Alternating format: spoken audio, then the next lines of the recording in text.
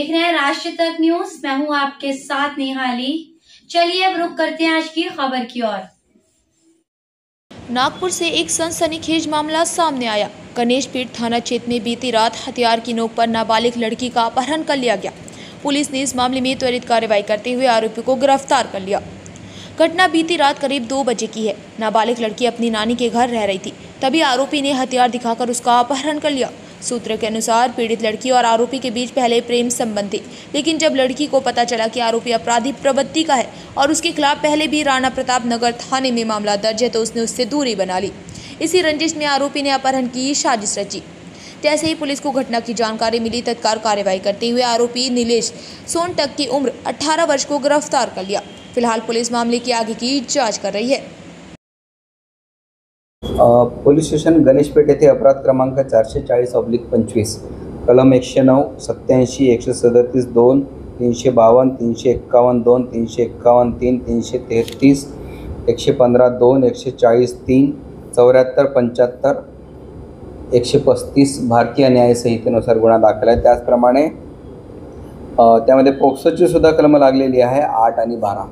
यामध्ये यातील जी फिर्यादी महिला आहे त्यांच्याकडे त्यांची अल्पवयीन नात शिक्षणासाठी थांबलेली होती, जी अगोदर खामला पोलीस स्टेशन प्रतापनगरच्या हद्दीमध्ये राहाव्यास होती। तिथे तिचे एका तरुणाशी प्रेमसंबंध जोडले, परंतु त्यानंतर त्यांच्यामध्ये वादविवाद होऊन यातील जो आरोपी आहे त्याच्या विरुद्ध पोलीस स्टेशन प्रतापनगरला एक अदखलपात्र गुन्हा नोंदवण्यात आला होता। आरोपीचं नाव आहे अमित मनोज सोनटक्के, वय 18 वर्षे, राहणार खामला गौतमनगर। याच्या विरुद्ध पोलीस स्टेशनला अदखलपात्र गुन्हा नोंदवण्यात आला होता। त्याच्यानंतर सुद्धा तो आरोपी सदर मुलीच्या मागे वारंवार लागून तिला त्रास देत होता की माझ्याशी लग्न केलंच पाहिजे असं वगैरे। दिनांक 8 तारखेला सदरचा मुलगा हा जिथे फिर्यादी महिला राहते आहे पोलीस स्टेशन गणेशपेठ येथील शनिवारी गुजरवाडी, तिथे रात्री 2 वाजता त्यांच्या घरी जाऊन जबरदस्तीने घरात घुसला आणि त्या मुलगी जी आहे अल्पवयीन मुलगी, तिला जबरदस्ती उठवून शस्त्राचा धाक दाखवून तिला तो तिथून अपहरण करून घेऊन गेला होता। त्याबाबत सदरची फिर्यादी महिला या वयोवृद्ध आहेत 64 वर्षाच्या, त्याच्यामुळे त्या अत्यंत घाबरल्या होत्या। त्यांनी त्याच्या नातेवाईकांना बोलवलं आणि सकाळी 6 वाजताच्या दरम्यान पोलीस स्टेशनला तक्रार देण्याकरता आल्या। रात्रपाळी अधिकारी PSI विक्रम सोनवणे, त्याचप्रमाणे PSI अमित शेळके यांनी तात्काळ तक्रार घेण्यामध्ये वेळ वाया न घालवता सदर आरोपीच्या मोबाईलचे लोकेशन घेतले असता ते कोराडी परिसरामध्ये लास्ट लोकेशन त्यांचं मोबाईल स्विच ऑफ झाला होता।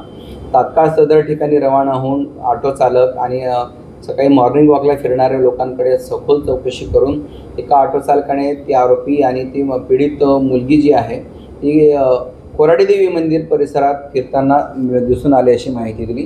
तात्काळ सदर ठिकाणी ते आरोपी आणि पीडित मुलीला ताब्यात घेतलं। आरोपी हा तेव्हा त्या पीडित मुलीला मारहाण करत होता, तिचा गळा वगैरे दाबत होता।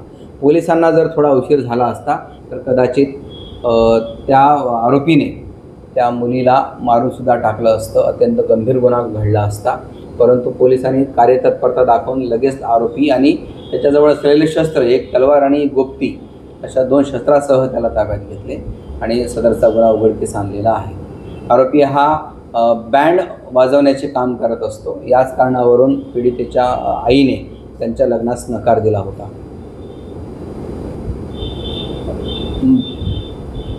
पोलीस स्टेशनला तक्रार आल्यानंतर 1 ते 1.5 तासामध्ये सदर आरोपीचा शोध घेऊन सदर पीडितेची सुटका करण्यात आलेली आहे। पोलिसांकडून विलंब झाला असता तर कदाचित काही विपरीत घटनासुद्धा घडू शकली असती, परंतु PSI विक्रम सोनवणे आणि PSI अमित शेळके यांनी अत्यंत कार्यतत्पर होऊन सदरचा तक्रार घेण्यामध्ये वेळ वाया न घालवता तात्काळ सदर मुलीच्या शोधात आणि आरोपीच्या शोधात रवाना झाले आणि आरोपीला लगेच ताब्यात घेतलं। फिलहाल खबरों में इतना ही। बाकी खबरों के लिए देखते रहिए राष्ट्र तक न्यूज।